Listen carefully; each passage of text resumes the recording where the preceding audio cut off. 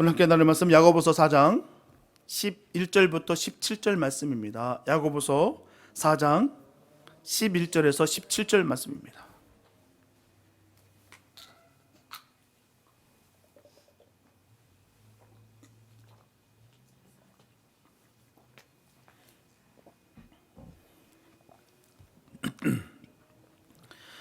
야고보서 4장 11절에서 17절 말씀입니다. 주님의 귀한 말씀 우리 한 절씩 교독하겠습니다. 형제들아, 피차에 비방하지 말라. 형제를 비방하는 자나 형제를 판단하는 자는 곧 율법을 비방하고 율법을 판단하는 것이라. 네가 만일 율법을 판단하면 율법의 준행자가 아니요 재판자로다. 입법자와 재판자는 오직 하나이시니 능히 구원하기도 하시며 멸하기도 하시느니라. 너는 누구간데 이웃을 판단하느냐? 들으라. 너희 중에 말하기를 오늘이나 내일이나 우리가 아무 도시에 가서 거기서 1년을 유하며 장사하여 이를 보리라 하는 자들아, 내일 일을 너희가 알지 못하는도다. 너희 생명이 무엇이뇨? 너희는 잠깐 보이다가 없어지는 안개이니라. 너희가 도리어 말하기를 주의 뜻이면 우리가 살기로 하고 이것 저것을 하리라 할 것이거늘 이제 너희가 헛된 자랑을 자랑하니 이러한 자랑은 다 악한 것이라. 다 같이 있습니다. 이러므로 사람이 선을 행할 줄 알고도 행치 않으면 죄니라. 아멘. 우리가 산을 걸으면 참 아름다움을 느낍니다. 자신만을 드러내지 않고 그렇게 함께 어울리는 꽃으로 인해서 산길은 참 아름다워요. 산을 걷는 것이 언제나 좋은 것은요, 계절마다 다른 꽃이 새롭게 계속해서 피어나기 때문입니다. 꽃마다 서로 피는 시기가 다 달라요. 봄에 피는 꽃이 있는가 하면 또한 가을에 피는 꽃이 있습니다. 또 양지에 피는 꽃이 있는가 하면요, 큰 나무 아래서 다소곳이 피는 그런 꽃도 있습니다. 이름도 없이 또 피고 지는 꽃 때문에 자연은 참 아름다운 거예요. 아름다운 산길을 지나가며 모든 꽃의 이름을 우리는 다 알지 못합니다. 하지만 전문가인 식물학자들은 다 알아봐요. 이 꽃의 이름이 무엇이며 또한 이 꽃은 어떻게 또 자라며 또 효능은 무엇이고 또 이것이 약초인지 독초인지 다 구별할 수 있습니다. 모든 사람이 유명한 꽃이 되는 것은 아니겠지만 하나님은 우리 모두를 다 알고 계신다는 거예요. 일찍 드러나는 사람도 늦게 드러난 사람도 은밀한 곳에서 평생을 아름답게 산 사람도 하나님은 다 알고 계신다는 거예요.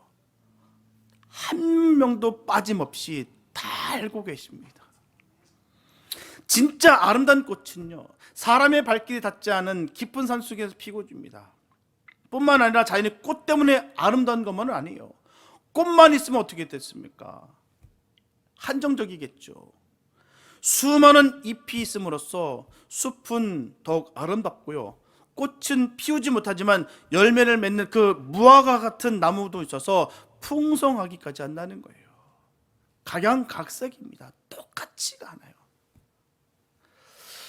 하나님께서는 우리 개인을 위한 놀랍고도 선하신 계획을 다 갖고 계십니다. 주님은 우리의 앞날을 아시고요, 우리의 삶에 일어날 모든 사건들을 다 알고 계십니다. 그리고 그 사건들이 어느 때에 일어나야만 우리의 삶에 궁극적으로 유익하며 또 그것을 통해서 하나님의 계획이 온전히 성취될 것인지를 완벽하게 인지하고 계신다는 거예요. 그런데 본문을 보게 되면 하나님의 뜻을 무시하고 사는 사람들이 있습니다. 이들은 하나님의 뜻이 무엇인지도 또한 하나님의 뜻에 대한 관심도 없다는 것이죠. 또 자기 마음 내키는 대로 그렇게 살아가고자 한다는 것입니다. 기분 되는 대로 그 상황에 맞춰서 내가 원하는 대로 그렇게 살아간다는 거예요. 이는 일반적으로 그리스도를 잘 모르고 살아가는 자연인의 모습이에요. 주님의 뜻과 의도를 모르기 때문에 인내하지 못하고요, 오직 자신의 유익만을 집중하면서 살아가게 되는 것입니다. 내 기분 내키고 내가 즐기는 대로 내가 기쁜 대로 쾌락을 추구하며 살아가는데도 조금도 그 안에 거칠 것이 없다는 것이죠. 왜? 나에게 집중하고 있기 때문에, 나만을 위해서 살기 때문에 나만 기분 좋으면 되고 나만 기쁘면 되는 것이다라는 것입니다. 이게 일반적인 모습이에요. 분명한 것은 주님의 뜻과 의도에 상관없이 살아가는 것이 바로 죄악된 삶이다라고 말하는 것입니다. 주님께서 우리에게 요구하시고 간청하시는 것은 주님의 자녀들끼리 서로 섬기고 용서하고 사랑하라는 거예요. 하지만 자기도 허물이 많으면서도 불구하고 다른 사람의 허물과 죄를 용납하지 못하는 것이 인간의 모습입니다. 바로 저와 여러분들의 모습이라는 거예요. 이 세상에 크고 작은 분쟁이 끊이지 않는 것은요, 왜일까요? 인류 역사상 계속해서 이 분쟁은 계속해서 이어지고 있어요. 그 이유는 피차 허물과 죄를 용납하지 않기 때문이다라는 것입니다. 어느 날 어느 사람이요, 자전거 바퀴에 공기를 넣으려고 이웃집 펌프를 빌렸다고 합니다. 그런데 쓰던 중에 그만 펌프가 망가졌어요. 고장났습니다. 그는 아무 말도 하지 않고 이 망가진 펌프를 주인에게 그대로 돌려줬어요.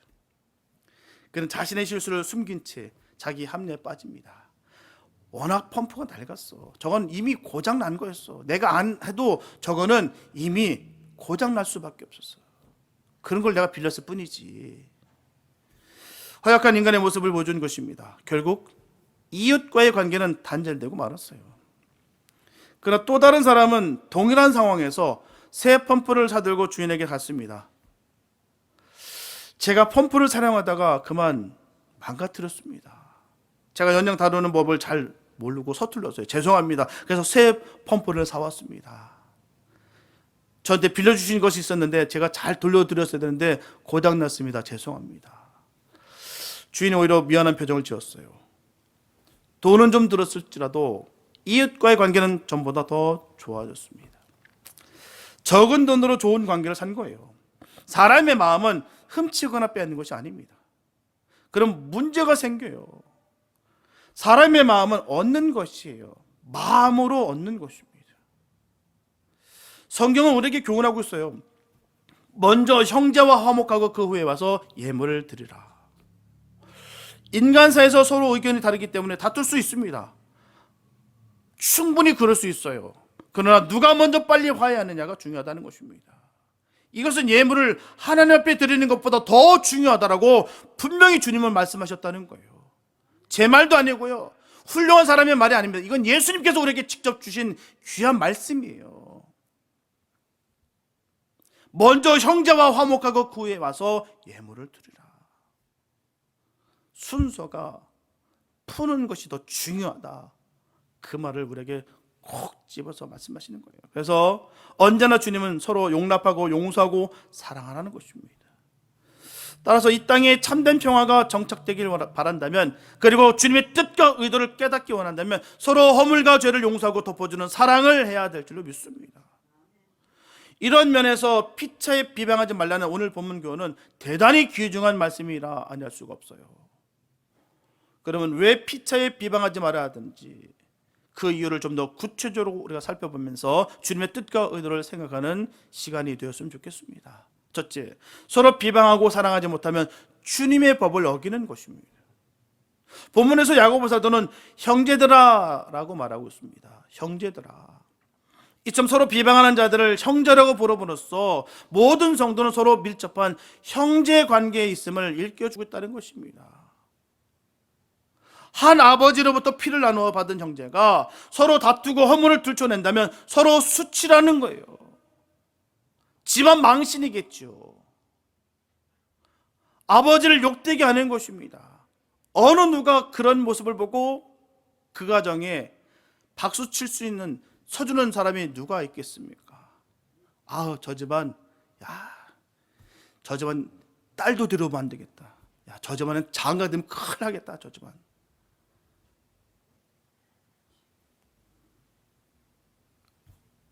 이렇듯이 성도가 서로 잘못을 비방하는 것은요, 곧 자기의 허물을 들춰내는 것입니다. 또 하나님 아버지의 이름을 세상에서 욕되게 하는 거예요. 우리 하나님께서는 아무 잘못이 없습니다. 분명한 사실은 주님께서는 흠과 점이 없으신 분이에요. 그런데 불구하고 주님께서 욕을 먹는 이유는 바로 우리의 허물들 때문입니다. 세상 사람들은 지켜보고 있다는 거예요. 예수 믿는 사람들의 모습을 보고 있습니다. 믿음이 있고 없고의 차이가 문제가 아니에요. 더 냉철하게, 더 잔인하게, 더 예리하게 그렇게 지켜보고 있다는 사실입니다. 그 허물로 인해서 주님의 이름이 욕되게 된다는 것입니다. 요한복음 13장 35절에서 예수님께서는 너희가 서로 사랑하면 이로써 모든 사람이 너희가 내 제자인 줄 알리라 분명히 말씀하셨어요. 사랑하는 모습을 통해서, 용서하는 모습을 통해서, 섬기는 모습을 통해서 모든 사람이 너희가 하나님의 백성이구나를 알 수 있다라고 전하셨다는 것이죠. 이렇게 성도들은 끊임없이 서로 사랑함으로써 그리스도의 피를 통한 한 형제가 됨을 확인할 수가 있는 것입니다. 또한 하나님께 자녀된 도리를 다할 수 있습니다. 우리가 서로 헐뜯고 비방할 때 가장 가슴이 아프고 쓰리신 분은 누굴까요? 할렐루야, 하나님 되십니다. 근데 이거 다 아는 바예요. 정답은 다 아는 바입니다. 가장 아파하시고 쓰리신 분은 하나님 아버지가 되신다는 거예요. 주님께서 우리에게 바라시는 것은요, 다른 거 아닙니다. 피차에 서로 사랑하라. 너무너무 기뻐하신다는 것이죠. 가장 잔혹한 부모가 뭐겠습니까? 집구석에 어떻게든 상관없고, 형제들끼리 쌈박질하든 상관없고, 나를 위해서만 바쳐라, 이런 모습 아니겠습니까? 성도인 우리 입장에서는 분명히 기억하고 명심해야 될 줄 믿습니다. 가장 아프실 분이 누구인지를, 가장 슬퍼하실 분이 누구인지를 우리 명확하게 알아야 되는 것이죠. 아무리 형제가 미워도 아버지를 공경하는 아들은요, 형제를 비난하거나 미워하지 않듯이요, 성도들은 참으로 하나님을 경외한다면 다른 형제들을 미워해서는 안 될 것입니다. 마태복음 7장 1절에 보게 되면 비판을 받지 아니하려거든 비판하지 말라 말씀하셨어요. 성도들이 서로 비방하지 말아야 될 분명한 이유는 사람은 누구나 실수가 많기 때문이에요. 실수가 많기 때문에. 사람이 실수 없이 살 수만 있다면 그보다 더 좋은 일은 없을 것입니다. 하지만 정신을 바짝 차리고 실수 없이 살기를 노력해도 실수가 많고 허물이 많은 것이 인간입니다. 바로 저와 여러분들의 모습이에요. 정말 얼마 실수할 때마다 참 가슴 아프지 않습니까? 벽을 치고 가슴을 치지 않습니까? 내가 왜 그랬을까? 내가 왜 그런 실수를 범했을까? 막 쥐구멍이라도 숨고 싶은 마음이 있다는 것이죠. 실수하는 것을 좋아하는 사람이 누가 있겠습니까? 그런데도 불구하고 실수는 따라붙게 됐다는 거예요. 이 세상을 죄 없이 살 수 있는 사람은 단 한 사람도 없습니다. 아무도 없어요. 그래서 로마서 3장 10절부터 12절에서 사도 바울은 아주 명확하게 전합니다. 의인은 없나니 하나도 없으며 깨닫는 자도 없고 하나님을 찾는 자도 없고 다 치우쳐 한 가지로 무익하게 되고 선을 행하는 자는 없나니 하나도 없도다. 하나도 없다는 거예요. 성경은 우리에게 증거하고 있습니다. 완벽한 사람은 이 세상에 아무도 없습니다. 정말 너무너무 좋았는데, 너무너무 반듯했는데, 너무 선해 보였는데 알고 보니까 또한 이러이러한 약점들이 있었구나를 보게 됩니다. 근거리 있다 보면 다 노출되고 보이게 돼요. 근데 그게 이상할 것이 없다는 것입니다. 왜요? 의인은 하나도 없다라고 분명히 성경을 전하고 있기 때문이에요. 다 허물이 있다는 거예요. 따라서 형제를 비방하는 자는 제 눈에 있는 들보는 보지 못하면서 형제 눈 속에 있는 티를 빼겠다 달려드는 것과 다를 바가 없다는 것입니다. 우리는 형제를 비방하기 앞서서 자기의 허물을 돌아볼 줄 아는 지혜로운 성도가 되야 될 줄 믿습니다. 야고보 사도는 야고보서 3장 1절에서 남 비방하기를 좋아하는 사람들을 향해서 내 형제들아, 너희는 선생된 우리가 더 큰 심판받을 줄을 알고 많이 선생이 되지 말라라고 분명히 전하고 있습니다. 베드로전서 2장 23절에 보게 되면 욕을 받으시되 대신 욕하지 아니하시고 고난을 받으시되 위협하지 아니하시고 오직 공의로 심판하시는 자에게 부탁하시며라고 말씀하고 있어요. 이 세상을 아무런 흠도 없이 또한 점도 없이 사셨던 예수 그리스도께서 핍박자를 향해서 아무런 비난을 하시지 않으셨다는 거예요. 그 모진 매를 맞으시고 침뱉음을 당하시고 십자가에 달려 돌아가시는 순간까지라도 끝까지 주님은 그들을 비난하지 않았습니다. 증오하고 저주하지 않았었어요. 그 심판을 하나님께 부탁하셨던 사실을, 성도들이 왜 형제의 잘못에 대해서 비난해서는 결코 안 되는지에 대한 좋은 답을 우리에게 말씀해 주고 있는 거예요. 우리 주님께서 그렇게 하셨기 때문에, 아무런 죄도 없으신 그분이 그런 비방을 당하시고 모함을 당하시고 핍박을 당한다 할지라도 그 입술에서 그들을 정죄하고 증오하고 욕되지 않겠다, 안 하셨다는 것입니다. 이 모든 것을 다 하나님 아버지께 맡겼고 저들은 죄가 없습니다 라고 고백했었던 그 주님 때문에 우리가 그렇게 살아가는 것이 마땅하다라는 것을 분명히 증거하고 있다는 것이죠. 로마서 12장 19절에 보게 되면, 내 사랑하는 자들아 너희가 친히 원수를 갚지 말고 진노하심에 맡기라. 기록되었을 때 원수 갚는 것이 내게 있으니 내가 갚으리라고 주께서 말씀하시니라. 분명히 성경을 전하고 있어요. 내 사랑하는 자들아, 하나님의 자녀들 아니겠습니까? 너희가 친히 원수 갚지 말고 내가 할 테니까 너희들은 사랑하라, 용서하라, 그 뜻입니다. 이처럼 이 세상의 모든 원수 갚는 일은 절대적으로 하나님의 주권에 속한 일이라는 것입니다.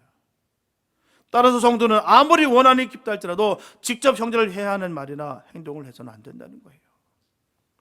이렇게 형제끼리 서로 헐뜯는 이 죄악의 심각성은 어리석음뿐만 아니라 율법과 하나님께 대한 도전이기 때문입니다.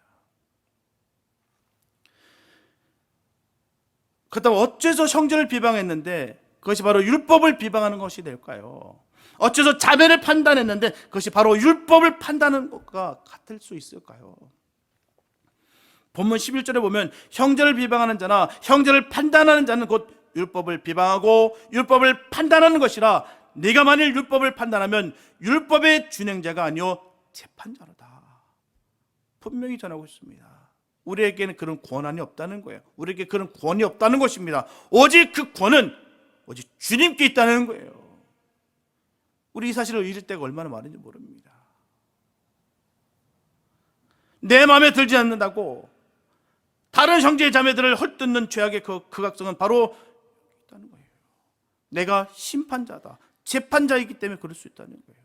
어느 누구도 그럴 수 없다고 분명히 전하고 있습니다. 성경은요, 주의 종들에게만 속하는 것이 아닙니다. 예수 믿는 자들에게 다 속한 말씀이에요.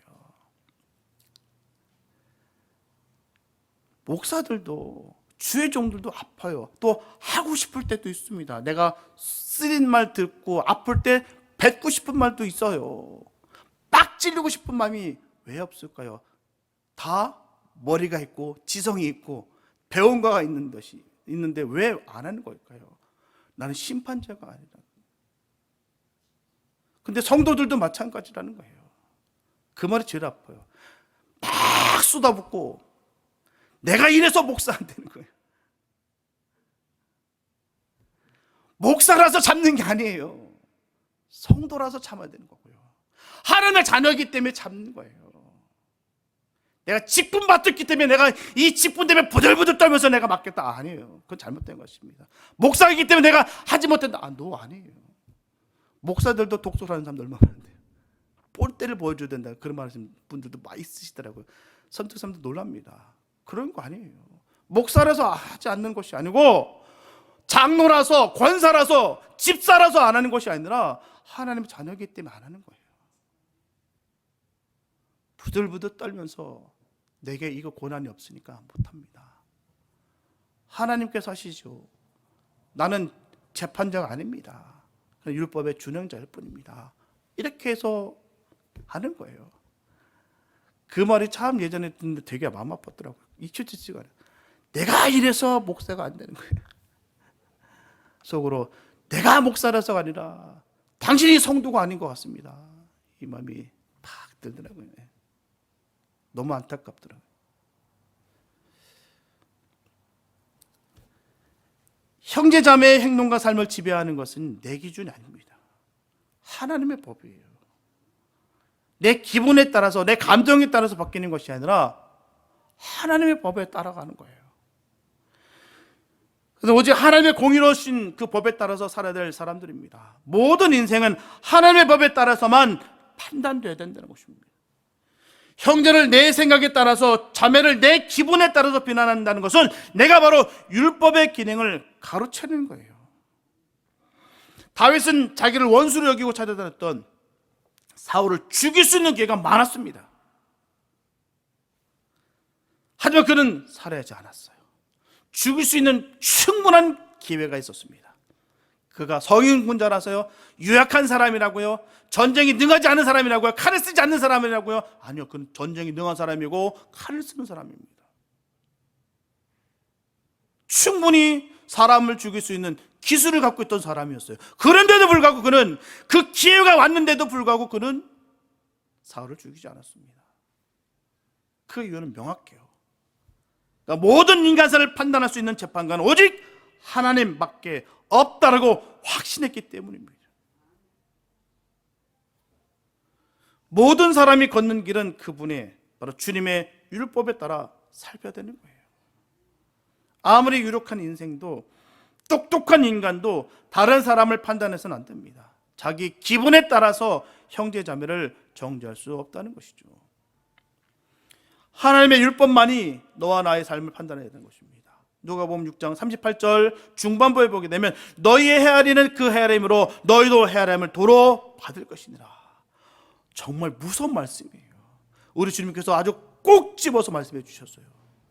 너희의 헤아리는 그 헤아림으로 너희도 헤아림을 그대로 받을 거야. 예수님의 몇몇 가르침은 마지막 날의 심판이 행한 대로 보응이 될 것임을 분명히 보여주고 있습니다. 행한 대로 보응한다. 따라서 성도가 형제의 허물을 용납받지 못하고 죄를 묻고 비난하고 보복한다면 하나님께서도 마지막 날에 철저히 우리의 죄를 묻고 그 책임을 반드시 물으실 것이다. 그 말씀을 우리에게 주시는 거예요. 반드시 그 심판 때 만날 것인데 내가 그대로 할 거야. 마태복음 6장 12절에서 주님께서 가르쳐 주신 기도에도 보면요, 우리가 우리에게 죄 지은 자를 사하여 준 것 같이 우리의 죄를 사하여 주옵소서. 우리가 먼저예요. 내가 먼저 행한 다음에 하나님 이와 같이 다들 용서해 주세요. 그러므로 하나님으로부터 긍휼한 심판받기로 하신다면 형제들은 형제들에게 베풀어야 될 줄 믿습니다. 하나님으로부터 죄와 허물을 책망받기 싫은 사람들은 형제의 허물을 자비로 덮어줘야 될 줄 믿습니다. 요한에서 3장 14절과 15절에서 요한 사도는 이런 원리에 입각해서 아주 단언적으로 말합니다. 우리가 형제를 사랑함으로 사망에서 옮겨 생명으로 들어간 줄을 알거니와 사랑치 아니한 자는 사망에 거하느니라. 그 형제를 미워하는 자마다 살인하는 자니 살인하는 자마다 영생이 그 속에 거하지 아니하는 것을 너희가 아는 바라. 아주 말씀은요 심플하고요 정확하고 명확합니다. 돌리지 않아요. 뭐가 있는 것처럼 포장해서 하는 그 소리들 듣지 마시기 바랍니다. 그건 자기 허탄한 자랑일 뿐이고요, 정말 주님 말씀은 아주 딱 떨어져요. 정말 복음은요 이런 게 복음이라는 거예요. 딱 떨어지고 내 마음속에 팍 박히는 것, 칭찬 우쭈쭈 해주는 거 말고요, 정말 실질적인 거 말입니다. 형제를 사랑함으로 사망에서 옮겨졌다는 거예요.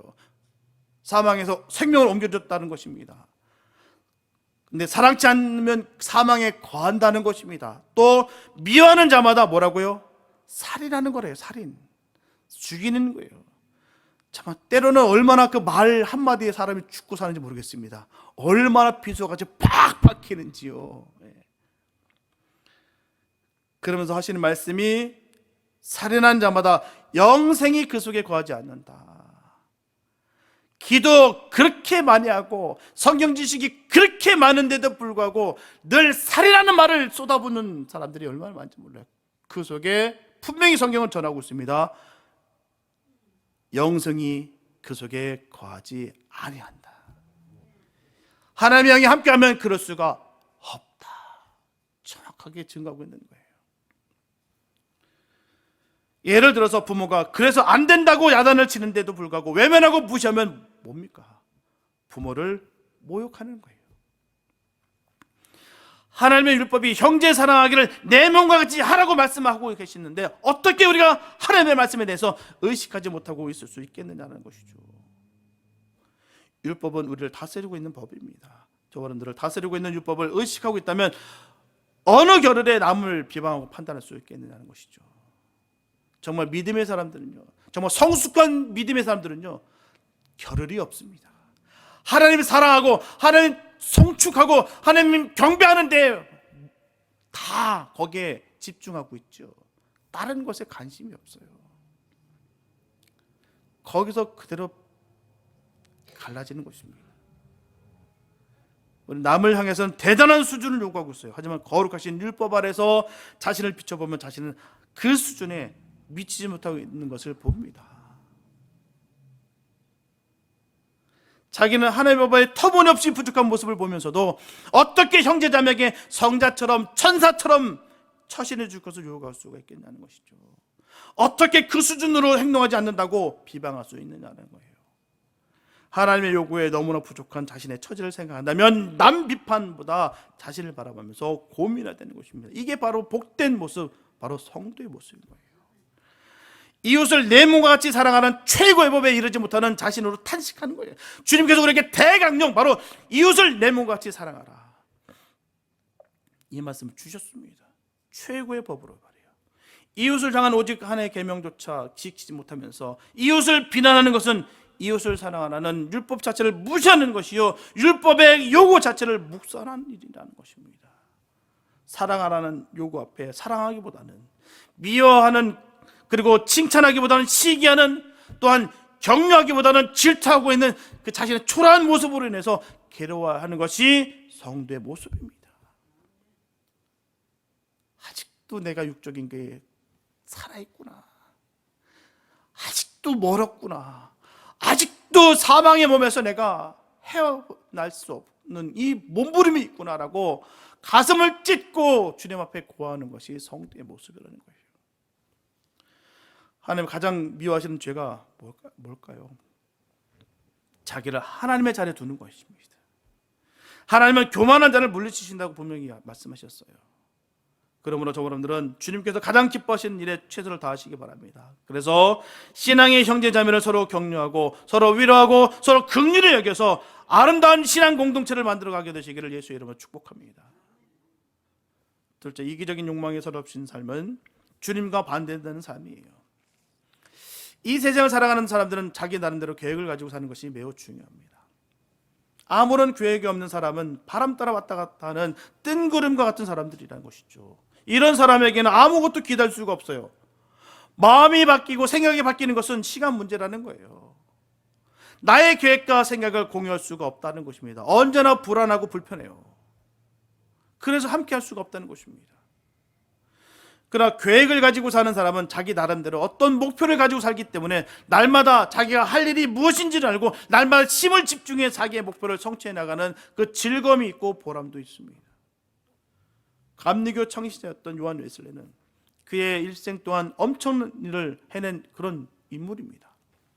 한 번은 어떤 사람이 질문하기를, 만약 예수님이 10시간 후에 오셔서 종말이 된다면 그동안 당신은 무엇을 하시겠습니까? 라고 질문합니다. 그때 요한 웨슬레는 나는 평소에 하던 대로 살 것입니다 라는 대답을 합니다. 이 짧은 대답을 통해서 그의 삶이 얼마나 철저하게 기도와 계획 속에서 이루어졌는가를 알 수가 있어요. 요한 웨슬레는 그의 생애 50년 동안 42,000번의 설교를 했고요, 200권 이상의 책을 썼으며 약 40만 킬로미터의 전도 여행을 했습니다. 이 모든 일이 가능했던 것은요, 50년 동안 매일 새벽 4시에 일어나서 기도로 시작하고 기도하는 동안 그의 하루하루를 철저하게 빈틈없이 계획했기 때문입니다. 이와 같이 계획을 가지고 사는 사람은 계획이 없는 사는 사람보다 지혜가 있는 사람이에요. 그런 말이 있습니다. 모든 길은 로마로 통한다. 이 말이 생겼을 정도로 1세기경에 보면 로마는 팽창했고요, 이 로마로 인해서 유럽을 비롯해 북아프리카 등지 많은 신흥 도시들이 생겼습니다. 더불어 그 도시들을 오가며 무역하여 수익을 올리는 많은 상인들이 나타났어요. 본문 13절 보면 오늘이나 내일이나 우리가 아무 도시에 가서 1년을 유하며 장사하여 일을 벌이라 하는 자들이 있다라고 했습니다. 이러한 사람들의 삶의 모습에서 하나님의 모습이란 전혀 찾아볼 수가 없어요. 있다면 오직 이기적인 욕망에 사로잡힌 모습만 있을 뿐입니다. 어떻게 하면 더 잘 살까? 오늘은 이 도시에서 얼마만큼 큰 이익을 낼까? 돈 많이 벌겠다. 수단과 방법 가리지 않고 내가 큰 돈을 모으겠다. 참 좋은 계획입니다. 거기에는 인생의 가치 있는 목적이나 이유가 없다는 거예요. 그들에게는 돈을 벌고 다는 것이 전부였어요. 이와 같이 이익을 남기기 위해서 분주한 모습은 현재에 살고 있는 현대인들의 모습이기도 합니다. 하나님을 모르는 사람들의 가치관은 일색이나 지금이나 철저한 물질 만능주의라는 거예요. 돈이 그들의 주가 되고요, 하나님입니다. 일찍이 주님께서는 말세의 사람들의 모습이 이와 같을 것이다 라고, 이는 임박한 심판의 징조다 라고 말씀하셨어요.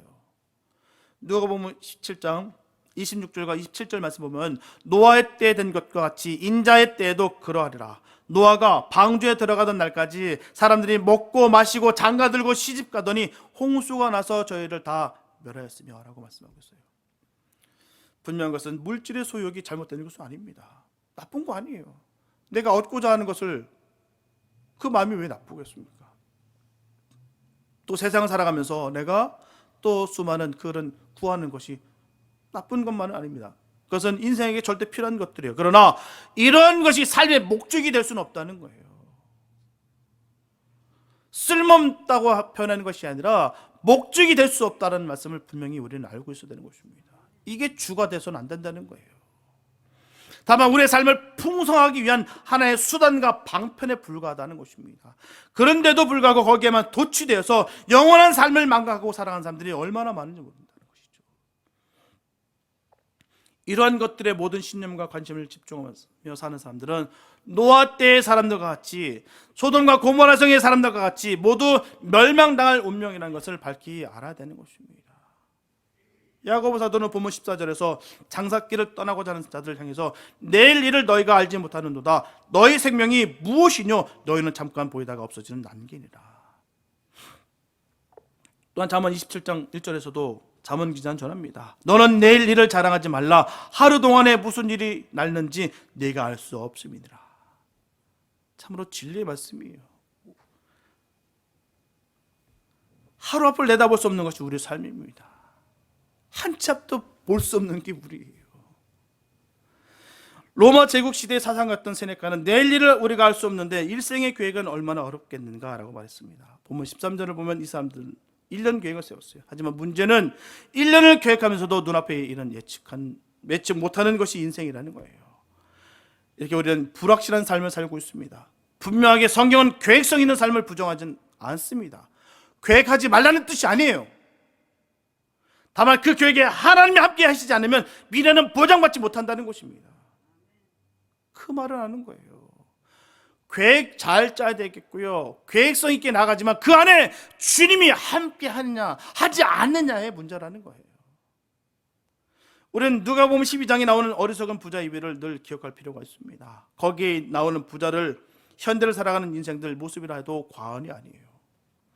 하나님은 그러한 인생을 향해서 어리석은 자여 오늘 밤에 내 영혼을 도로 찾으리니 그러면 제 예배한 것이 네 것이 되겠느냐라고 말씀하셨어요. 부자는 비록 미래지향적인 계획은 세웠겠지만 불확실한 삶에 대한 준비는 하지 못했다는 거예요. 우리의 미래는 이처럼 불확실합니다. 오직 영원하신 주님과 연합하여 살아가는 삶만이 영원한 거예요. 유명한 조직신학자 칼 바르트는 전합니다. 사람이 언젠가 시체가 될 것이고 그 시체에 대해서 화환이나 꽃을 던지고 여러 가지 악기의 선율로 노래를 부른 후에 잡담을 하면서 집으로 돌아갈 것이다. 그리고 시체는 관 속에 넣든지 화장해서 땅에 뿌리든지 할 것이다. 나중에 나를 아는 모든 사람들도 최후에는 죽을 것이다. 우리는 하나님의 부름에 대해서 늘 준비되어야 됩니다. 본문 16절에 보게 되면 이제 너희가 허탄한 자랑을 자랑하니 이런 자랑은 다 악한 것이다 라고 말씀하고 있어요. 이 인생의 자랑은 다 허탄한 것이에요. 여기서 허탄이란 단어는 본래 방황한다라는 뜻을 지니고 있는데요, 다른 말로 표현하면 없는 것을 있는 것 같이 한다라는 것입니다. 없는데 있는 것 같이 한다. 그러므로 허탄한 삶은 자기 본위의 사람들이 영위하는 삶이라 할 수가 있는 것이죠. 없는데 있는 것 같이. 그들은 미래가 불확실하고 이기적인 욕망에 사로잡힌 계획을 세워놓고도 이것저것을 하리라 라고 자랑을 합니다. 그러나 야고보 사도는 그것을 허탄한 것이다, 그 자랑은 너무너무 허탄한 것이다. 왜냐하면 그들의 계획에는 하나님이 안 계시기 때문이에요. 분명히 인생은 잠시 잠깐 있다가 없어지는 안개 같은 존재입니다. 따라서 우리가 아무리 좋은 계획을 세우고 자랑한다 할지라도 하나님이 그 인생을 취하시면 그만이에요. 그러면 인생은 모든 것을 하나님께 맡기고 살아야 될 줄 믿습니다. 저와 여러분들은 주님을 기쁘시게 하는 선한 계획을 가지고 살아야 될 줄 믿습니다. 전도서 3장 12절에 보면 사람이 사는 동안에 기뻐하며 선을 행하는 것보다 나은 것이 없는 줄을 내가 알았다라고 전하고 있습니다. 솔로몬은 모든 것을 누렸던 사람이에요. 그랬더니 사람이 사는 동안에 기뻐하며 선을 행하는 것보다 나은 것이 없었다. 이처럼 우리가 이 세상을 사는 동안 가장 보람있고 좋은 일은 기뻐하며 선한 일을 행하면서 사는 것이다 라는 거예요. 이런 귀한 시간에 비방하고 시기하고 질투하고 미워하고 욕하고 저주하고 그 마음의 울분을 터치고 분쟁하고 이 모든 것이 어리석다는 거예요. 우리가 기뻐하며 선한 일을 행하면서 살면 자기 마음에 천국이 이루어지고요, 그 일을 행함으로 받을 복이 많고요, 천국에 가면 면류관을 받으니 너무나 좋은 것입니다. 우리의 모습이 이렇게 되시길 예수의 이름으로 축복합니다. 하나님 때문에 우리가 하나님 자녀가 됐고요, 우리의 공로가 아무것도 없었으나 하나님의 은혜로 말미암아 선하게 우리를 이끌어 가시고요, 끝내 천국에 가며 천국에서 면류관을 받는다는 거예요. 이 기쁨을 누릴 수 있는 복된 은혜가 있길 바랍니다. 교회는 그런 것이고 믿는 자의 삶의 모습은 그런 거예요. 기쁨이 있어야 되는 거죠. 교회에 올 때 기쁨이 있어야 되죠. 안 그렇습니까? 그냥 찌푸리고 와서 내가 꼬투리 하나 내가 잡는다, 오늘 내가 한번 꼬투리 한번 잡아가지고 내가 본때를 한번 보여주겠다. 얼굴 팍팍 구기면서 오는 모습 슬프지 않습니까? 교회는 기쁨이 넘치는 집입니다. 기쁨이 넘쳐야 되는 것이죠. 세상에 있었던 아픔들, 상처들 내려놓는 것이고요, 주님 앞에 예배드리니 감사하고 주님께서 주신 말씀으로 다시 확인하니 은혜고요. 그런 기쁨이 늘 넘치시기 바랍니다. 기뻐하고도 부족한 시간이 우리입니다. 안개와 같아요. 얼굴 찌푸리고 남 미워하면서 사는 인생 너무 비참하고 너무나 보잘것없는 인생 아니겠습니까? 본문 17절에 보게 되면 이러므로 사람이 선을 행할 줄을 알고도 행치 않으면 죄인이라. 참 중요한 말씀이 아닐 수가 없어요. 우리는 무엇을 하지 말라고 하신 하나님의 말씀을 어기는 것만이 죄라고 생각하기 쉬운데요, 사실은 그렇지가 않습니다. 우상 숭배하지 말라, 살인하지 말라 했으니 우상 숭배하고 살인하는 것만을 죄라고 생각해요. 하지 말라는 거 안 하면 된다라고 여깁니다. 그러나 안식일을 거룩하게 지키라 하셨는데 거룩하게 지키지 않으면서도 죄인 줄 모르는 사람이 얼마나 많은지 몰라요. 분명한 것은 하지 말라고 하신 것을 하는 것만이 죄가 아니에요. 하라고 하신 것을 하지 않는 것도 죄입니다. 선한 일을 하라고 하셨는데도 불구하고 하지 않는 것도 죄인 것이죠. 고린도전서 10장 31절에 보면 그런즉 너희가 먹든지 마시든지 무엇을 하든지 다 하나님의 영광을 위해서 하라. 무엇이든 하나님의 영광을 위해서 하라고 하셨는데 영광을 위해 하지 않는 것은 죄 짓는 것이다라는 거예요. 우리가 이것을 반드시 알아야 됩니다. 실천하지 않은 선행은 무가치입니다. 실천하지 않는 선행은 죄악이에요. 그날 주님이 그렇게 판단하실 것입니다. 스스로를 성도로 여긴다면 남에게 해를 입히지 않은 것으로 만족하지 마시기 바랍니다.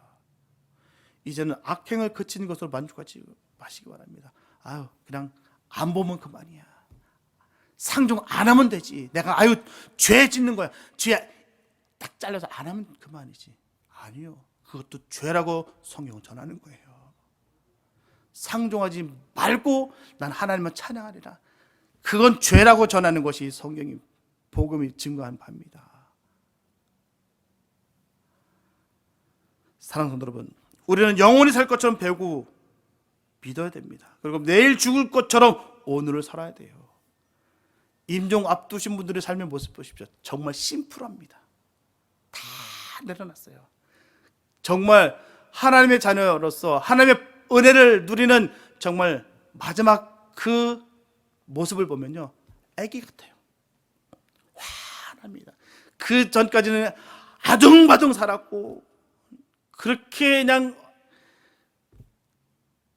독하게 강하게 살았던 분일지라도 정말 하나님이 그 임재가 임함으로 말미암아 아무런 근심이 없습니다. 애기와 같아요.